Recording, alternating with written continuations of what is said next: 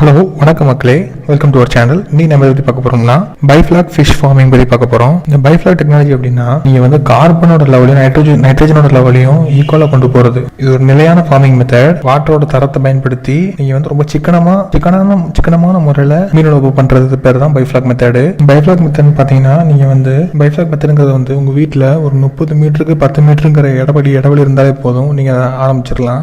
பாத்தீங்கன்னா ஒண்ணு இல்லைங்க, அது வந்து சாதாரணமா தொட்டி கட்டி தொட்டில போட்டு மீன் வளர்க்குற மெத்தட் தான் பைஃப்ளாக் மெத்தட். நம்ம போன வீடியோல பார்த்த மாதிரி குட்டகை அமைத்து விட மீன் வளர்க்கலாங்கிறத பத்தி பார்த்தோம். அதே போல இந்த வாட்டி நம்ம இங்க வந்து தொட்டிகள் அமைத்து எப்படி அதில் மீன் வளர்க்கலாங்கிறத பார்ப்போம். இந்த மெத்தட் வந்து இந்தோனேஷியால இருந்து அதிகமாக ஃபாலோ பண்றாங்க. நம்ம நாட்டிலையும் இது வந்து பிரபலம் அடைஞ்சிட்டு வருது. கேரளாலாம் நிறைய பண்றாங்க. இதோட மெயினான முக்கியமான 2 விஷயமே கார்பன் நைட்ரஜன் சைக்கிளை நீங்க கரெக்டா அதை ஃபாலோ பண்றது தான். அதாவது நுண்ணுயிர்கள் வந்து ஃபார்ம் பண்ண விடணும். ஃபார்ம் பண்ண வைக்கிற டெக்னிக்கை நீங்கள் கற்றுக்கிட்டா போதும். நீங்கள் குட்டகையில் பார்க்குற அதே அளவு அதை விட அதிகமாகவே நீங்கள் இந்த மாதிரி பைஃப்ளாக் மெத்தட்லையும் லாபத்தை பார்க்கலாம். ஒரு 1/2 ஏக்கர் நிலம் இருந்தால் போதும். அதில் 4-5 டேங்க் கிட்ட கட்டிக்கோங்க. அது நீங்கள் சிமெண்ட் தொட்டில் கட்டினா உப்பு எரிஞ்சிடும். உப்பு சுற்றி வந்து அந்த உப்பு வந்து தண்ணியோட பிஹெச்சியை மாற்றும். அதோடு இல்லாமல் மீன்களுடைய செதில்களை வந்து அதை டேமேஜ் பண்ணும். நீங்கள் வந்து சிமெண்ட் தொட்டி அமைச்சா அதில் ப்ராப்ளம் இருக்குது. அதனால் சிமெண்ட் தொட்டி அமைச்சா சிமெண்ட் தொட்டியில் வந்து பாலித்தீன் கவரை யூஸ் பண்ணி அதில் தண்ணியை ஊற்றி நீங்கள் பண்ணிங்கன்னா ஒரு ப்ராப்ளம் வராது. அப்படி இல்லைன்னா நீங்கள் இரும்புல ட்ரம் மாதிரி டேங்க் அமைச்சு அதை சுற்றி ஒரு 2500 ஜிஎஸ்எம் லெவலில் கொண்ட தார்பாலின் அமைச்சு அதில் நீங்கள் தண்ணி நிறைச்சி நீங்கள் மீன் வளர்க்கலாம். ஒவ்வொரு டேங்கோட சைஸ்ன்னு பார்த்துக்கிட்டிங்கன்னா அதோட டயமீட்டர் வந்து 4 மீட்டர் இருக்கணும். அதோட ஹைட் வந்து ஒரு 4 அடி இருக்கணும், அல்லது ஒரு 1.5 மீட்டர் இருக்கணும் ஹைட்டு. நீங்கள் இப்படி இந்த மாதிரி அமைச்சாலே இதில் வந்து 12,500 லிட்டர் தண்ணி சேமிக்கலாம். 12,500 லிட்டர் தண்ணியில் வந்து நீங்கள் 1,600 மீன்கள் வரைக்கும் வளர்க்கலாம். மேக்ஸிமம் இதில் என்ன மீன் யூஸ் பண்ணுறாங்கன்னா ரோஹு யூஸ் பண்ணுவாங்க. ரோஹு அல்லது கெண்டை மீன் யூஸ் பண்ணுவாங்க. கெண்டை மீன் அதிகமாகவே இதில் வளர்க்கலாம். இது எல்லாத்தையுமே நீங்கள் சீடாகவே வாங்கி போட்டு வளர்க்கலாம். அதில் வந்து வெளியே எந்த பிரச்சனையும் வராது. வெளி உயிரினங்கள் எதுவும் உள்ளே வராது. மீன்கள் மட்டும் தனித்து வளரும். நீங்கள் வந்து மார்க்கெட்டில் விற்கிற ஃபிஷிங் சீட்ஸையும் வாங்கி போடலாம். அதுக்கு உணவாக நுண்ணுயிர்கள் வளரும். அந்த நுண்ணுயிர்களே இதுக்கு வந்து அதிகமான உணவை தந்துடும். அது போகத்தான் நீங்கள் போடக்கூடிய ஆர்டிஃபிஷியல் உணவு எல்லாமே நீங்கள் போடுற உணவுகள் என்னென்னா அது மிச்சமாகி கீழே உள்ள மைக்ரோ பாக்டீரியாவுக்கு தான் அது உணவாகி போகும். அந்த மைக்ரோ பாக்டீரியா வளர்ந்து அதுதான் அந்த மீனுக்கு உண்மையிலேயே உணவாகுது. இந்த மாதிரி நடக்கும்போது தான் மீனுக்கு வந்து ரொம்ப அதீத சத்துள்ள ஆகாரம் கிடைக்கும். அதோடு மட்டும் இல்லாமல் அந்த நுண்ணுயிர்கள் வந்து நைட்ரஜன் கேஸை ரிலீஸ் பண்ணி விடும். தங்குற கீழே அடிமட்டத்தில் தங்குற எல்லா கழிவுகளையும் சாப்பிட்டு நைட்ரஜன் வாயுவை வெளியே விடும். இந்த மாதிரி நடக்கும்போதும் உள்ள வந்து அதுக்கு வாழ தகுந்த இடமா அமையுது மீன்களுக்கு. வந்து நீங்கள் வந்து ஒவ்வொரு டேங்கும் பார்த்தீங்கன்னா கீழே வந்து ஒரு 1.5 அடிக்கு வந்து ஸ்லோப் வைக்கணும். அந்த ஸ்லோப் வச்சு சென்ட்ரல் ட்ரெயின் பைப் போடணும். ஏன் அந்த ஸ்லோப் வைக்கிறீங்க அப்படின்னா அதில் தங்கக்கூடிய ரொம்ப கான்சன்ட்ரேட்டான அந்த ஸ்லெட்ஜெலாம் கீழே தங்கிடும். அந்த ஸ்லெட்ஜை வந்து நீங்கள் ஒரு 15-20 நாளைக்கு ஒரு வாட்டி அதை நீங்கள் ரிமூவ் பண்ணிடணும்.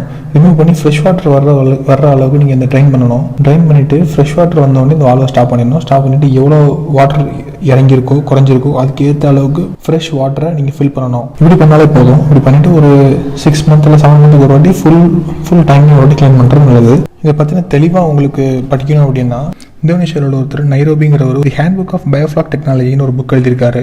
அந்த புக்கை படிச்சுக்கோங்க. ஒன்றும் இல்லைங்க, 4 அடி உயரத்தில் 4 மீட்டர் டயமீட்டரில் ஒரு தொட்டி அமைச்சுக்கோங்க. தொட்டியில் வந்து ஒரு 13,000 லிட்டர் தண்ணியை சேமிச்சுக்கோங்க.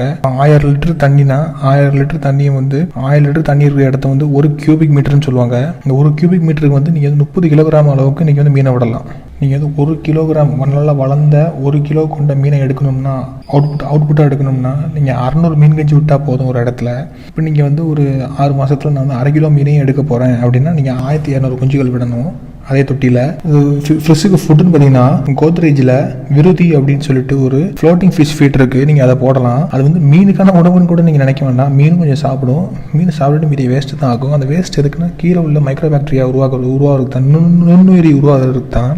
நுண்ணுயிரி தான் மீனுக்குள்ள ப்ரோட்டீன் எல்லாத்தையுமே கொடுக்கும். ஸோ அதை தான் நீங்கள் அதோட டெவலப்மெண்ட் தான் பார்க்கணும். ஒரு மீன் வந்து 0 சைஸ் சீட்லிங்லேருந்து 1/2 கிலோ சைஸ் பிடிக்கிறதுக்கு வந்து 24 வாரங்கள் எடுத்துக்கிறோம். அதுக்கு வந்து நீங்கள் அசோலா ப்ளஸ் ஆர்டிஃபிஷியல் ஃபுட்டையும் கலந்து கொடுக்கலாம். அந்த குஞ்சுகளுக்கு நீங்கள் வந்து ஹார்வெஸ்டிங் டைம் மீனை வந்து எப்போ நீங்கள் பிடிக்கணும் அப்படின்னா ஒரு மீன் வந்து 24 வாரத்தில் 1/2 கிலோ வரும். 24 வாரத்தில் 1/2 கிலோ 550 கிராம் எடுக்கலாம். 24 வாரம்னா ஒரு 6 மாதம் வந்துடும். 6 மாதம் 5.5 மாதம் கிட்ட வந்துடும். 5.5 மாதத்தில் நீங்கள் 550 கிராம் வரைக்கும் ஒரு மீனோட எடையை வந்து நீங்கள் அவுட்புட்டாக எடுக்கலாம். ஒரு வாட்டி மீனோட வெயிட்டை வந்து செக் பண்ணணும். மீனோட வெயிட்டை பொறுத்து தான் நீங்கள் வந்து ஃபீடு எவ்வளோ கொடுக்கணுங்கிறதையும் முடிவு பண்ணணும். ஒவ்வொரு மீனையும் எடுத்து அதோட வெயிட்டை செக் பண்ணி பார்க்கணும். இது வந்து இந்த தண்ணி தொட்டிக்கலாம் ஒரு மோட்ரு வச்சு கூட நீங்கள் எல்லாத்துக்கும் தண்ணி சப்ளை பண்ணலாம், போர்வெல் வாட்டர் கூட யூஸ் பண்ணலாம். ஆனால் அதோட பிஹெச் தரம் வந்து நீங்கள் கண்டிப்பாக செக் பண்ணி ஆகணும். பிஹெச் வந்து 6.5 to 8.4 சம்திங்குள்ளே இருக்கணும். இந்த ரேஞ்சுக்குள்ளே இருந்தாலே ஒரு நல்ல தரமான தண்ணி தான் அது. தொட்டிக்கு வந்து ஒரு 3/4 HP மோட்டரே போதும். 3/4 HP மோட்ரு அப்புறம் 3/4 HP மோட்ரு தான் கண்டிப்பாக போதும். இந்த தண்ணி தொட்டிக்கு வந்து முக்கியமாக நீங்கள் வந்து கூரை போட்டு தான் வளர்க்கணும். கூரை ஏன்னா வெயில் காலத்தில் அதிகமாக வெயில் அடித்தா நம்மளுக்கே தெரியும் சின்டெக்ஸ் டேங்கை தொட்டு வைப்போம் என்னமா சுடுன்னு. இதே மாதிரி தான் அதோட சர்ஃபேஸில் உள்ள வாட்டர் ரொம்ப ஹீட் ஆகி மீனுக்கு வந்து ஆபத்தாக முடியும். அதனால் கண்டிப்பாக அதுக்கு ரூஃப் அமைச்சே ஆகணும். ஓலை குடிசை மாதிரி கூட போட்டு அமைக்கலாம். ரீத்து போடுறது நல்லது ஷீட்டை விட. ஷீட்டு கூட ஹீட்டை கண்டக்ட் பண்ணும். ரீத்து போடுறது கொஞ்சம் பெட்டராக இருக்கும். நீங்கள் டேங்கு பைப்பிங் ஃபஸ்ட்டு எல்லாம் பண்ணுறதுக்கு எப்படியும் ஒரு ஃபுல் செட்டப் அமைக்கிறதுக்கு ஒரு 3-4 லட்ச ரூபா கிட்ட ஆகிடும். அப்புறம் முக்கியமான விஷயம், இந்த எல்லா டேங்குக்குமே கண்டிப்பாக ஆக்சிஜன் சப்ளை இருந்துக்கிட்டே இருக்கணும். ஏன்னா நீங்கள் வந்து ஒரு குறுகிய இடத்துல தான் வளர்க்கீங்க, ஒரு லார்ஜ் சர்ஃபேஸில் வளர்க்கலை, அதோட கீழே மண் எதுவுமே போடலை. குறுகிய இடத்துல வளர்க்கறதுனால அது கண்டிப்பாக ஆக்சிஜன் கண்டிப்பாக தேவைப்படும். குறுகிய இடத்துல வளர்க்கறதுனால கண்டிப்பாக அது ஆக்சிஜன் தேவைப்படும். அது மீனுக்காண்டி மட்டும் கிடையாது, உள்ளே வாழ்கிற நுண்ணுயிர்களுக்காண்டியும் கூட தான். அதை அங்கே வாழ்கிறக்கூடிய ஆல்கே பாக்டீரியா எல்லாத்துக்கும் தான். உள்ளே வாழ்கிற அந்த நுண்ணுயிர்கள்லாம் என்ன பண்ணணும்னா அது ஒவ்வொரு சிங்கிள் செல் ஆஃப் ப்ரோட்டீனையும் அது அமினோ ஆசிட் ப்ரோட்டீனாக மாற்றிடும். கீழே வாழ்கிற ஒவ்வொரு நுண்ணுயிரல்லையும் புரதச்சத்து அதிகமாக இருக்கும். ஏன்னா அது வந்து அங்கே ரிலீஸ் ஆகிற அமினோ ஆசிடை வந்து ப்ரோட்டீனாக மாற்றி வச்சுருக்கும். இல்லை 25% 50% ப்ரோட்டீன் இருக்கும். அதுதான் மீன் வந்து உகந்த சாப்பாடாக இருக்கும். மீனும் ரொம்ப பிடிக்கும் அந்த சாப்பாடு. அந்த நுண்ணுயிர் தான் மீன் அதிகமாக சாப்பிடும். ஆனால் நீங்கள் போடுற அந்த எக்ஸஸான ஃபுட்டு அப்புறம் மீனோட கழிவுகள் இது எல்லாமே கீழே ஒரு ப்ரிசிபேட் மாதிரி கீழே தங்கிடும். அது வந்து அமோனியா கேஸை ஃபார்ம் பண்ணும். நீங்கள் அதோட கான்சன்ட்ரேஷனையும் செக் பண்ணணும். அப்பப்போ தண்ணி எடுத்து கீழே எவ்வளோ தூரம் தங்குது தண்ணியோட குவாலிட்டி நீங்கள் செக் பண்ணி ஆகணும். நீங்கள் பாட்டு ஒரு 6 மாதம் அப்படியே விட்டிங்கன்னா அந்த தொட்டி ஃபுல்லும் பாசி படைஞ்சிரும். அப்புறம் பாசி தான் அதிகமாக இருக்கும், மீன்கள் இறக்க வாய்ப்பு இருக்குது. அதனால் நீங்கள் அப்பப்போ அந்த வாட்டரை வந்து க்ளீன் பண்ணிகிட்டே இருக்கணும். ப்ரிசிபிரேட் ஆகிட்டே தான் இருக்கும் ஒரு 10 நாளைக்கு ஒரு வாட்டி. அது அதிகமாக ஆகக்கூடாதுன்னா கீழே நீங்கள் ட்ரெயின் பண்ணிவிட்டு அது ஏற்ற அளவுக்கு ஃப்ரெஷ் வாட்டர் நிரப்பிக்கிட்டே இருக்கணும். அமோனியா கேஸ் ஃபார்ம் ஆகும். இந்த அமோனியா வந்து பாக்டீரியா சாப்பிட்டு நைட்ரஜன் கேஸை மாற்றி வெளியே விட்டுரும். அப்புறம் அதை வந்து ப்ரோட்டீனை மாற்றி அதை உடம்புக்குள்ளே வச்சுக்கிறோம். அந்த ப்ரோட்டீனை சாப்பிட்டு மீன் நல்லபடியாக வளரும். அவ்வளோதான் அந்த பைஃப்ளாக்கோட கான்செப்ட். நைட்ரஜன் கேஸ் வந்து அட்மாஸ்பியரில் கலந்து விட்டுரும். அதான் நம்ம என்வரான்மெண்ட் சப்ஜெக்ட்ஸில் படிக்கக்கூடியது தான். இங்கே வந்து நைட்ரஜன் சைக்கிள் நடக்குது. உள்ள நைட்ரஜன் சைக்கிள் அந்த கார்பன் சர்க்கிள் 2 நடக்குது. இது வந்து இதில் யூஸ் பண்ணக்கூடிய வாட்டரை ரீயூஸ் பண்ணலாம். நல்ல ஃபில்டர் எக்யூப்மெண்ட் யூஸ் பண்ணி இந்த கலங்கின தண்ணியை வந்து நீங்கள் அதில் ஃபில்டர் யூஸ் பண்ணி அதை திரும்ப சுத்தப்படுத்தி திரும்பவும் அந்த வாட்டரை யூஸ் பண்ணலாம். வாட்டரை ரீயூஸ் பண்ணுங்கள். கண்டிப்பாக ஏர் ஃப்ளோ இருக்கணும். சுற்றி சவுரை அமைச்சு கூட வளர்க்க வேண்டாம். கொஞ்சமாச்சும் ஏர் ஃப்ளோ இருக்கட்டும். அப்படி இல்லாத இடத்துல நீங்கள் ஆக்சிஜன் அதிகமாக சப்ளை பண்ண வேண்டிய அவசியம் இருக்கும். ஆக்சிஜன் வந்து சப்ளை பண்ணி ஆகணும். நீங்கள் எங்கே வளர்த்தாலும் சரி ஆக்சிஜன் கண்டிப்பாக அதுக்கு சப்ளை பண்ணி ஆகணும். நீங்கள் வந்து கண்டிப்பாக அதுக்கு பேக்கப் ஜென்ரேட்டர் வச்சே ஆகணும். ஒரு மணி நேரத்துக்கு மீன்களுக்கு ஒரு பிரச்சனையும் கிடையாது. ஏன்னா நீங்கள் ஷார்ட்டான இடத்துல நிறைய வளர்க்கிங்க பார்த்தீங்களா, அதனால் 1 மணி நேரத்துக்கு கரண்ட் கட் ஆகிட்டு இருப்போம். ஆக்சிஜன் சப்ளை நின்றுக்கப்புறம் அது ஒரு மணி நேரம் அதை சமாளிக்கும். அதுக்கு மேலே அது உங்கள் கையில் தான் இருக்குது. அதுக்கு மேலே நீங்கள் பவர் வரணும்னா கண்டிப்பாக ஒரு பேக்கப் ஜென்ரேட்டர் வச்சுக்கணும். பவர் கட்டு இல்லைன்னா பிரச்சனை இல்லை. பவர் கட் ஆகிட்டு ஒரு 1 hour 2 or 3 hour ஆச்சுன்னா மீன்கள் இறக்க ஆரம்பிச்சிடும். நீங்கள் இதுக்கு ரொம்ப பெருசாக செக் பண்ணணும்னு அவசியம் இல்லை. காலையில் ஒரு 1 hour, ஈவினிங் ஒரு 1 hour பார்த்தாலே போதும். உங்களுக்கு வந்து அவ்வளோ பாக்டீரியா க்ரோத் இல்லை அப்படின்னா நீங்கள் ஆர்டிஃபிஷியல் பாக்டீரியா கூட போடலாம். ப்ரோபைட் ஒன்று இருக்குது, வெளியில் வாங்கலாம். இயற்கையாகவே உங்களுக்கு வந்து பாக்டீரியா இல்லைன்னா இதை நீங்கள் வாங்கி யூஸ் பண்ணலாம். Ammonia level, nitrate level, pH லெவலில் கண்டிப்பாக செக் பண்ணணும். அதுக்காண்டி ஒரு கிட் ஒன்று இருக்குது, ஃப்ரெஷ் வாட்டர் மாஸ்டர் டெஸ்ட் கிட்னு ஒன்று. Fresh water master test kit அப்படின்னு சொல்லிட்டு ஒன்று இருக்குது. இதில் உள்ள 4-5 சொல்யூஷன்ஸ் உண்டு. அந்த சொல்யூஷன் வந்து நீங்கள் உங்கள் தண்ணி சாம்பிள் எடுத்து சொல்யூஷன் மிக்ஸ் பண்ணும்போது அது ஒரு கலரை காட்டும். அந்த கலரெல்லாம் ஒரு ஷீட்டில் மென்ஷன் பண்ணியிருக்கோம். அந்த கலரோட நீங்கள் ஒப்பிட்டு பார்த்து உங்கள் வாட்டரோட தரத்தை அதில் செக் பண்ணி பார்த்துக்கலாம்.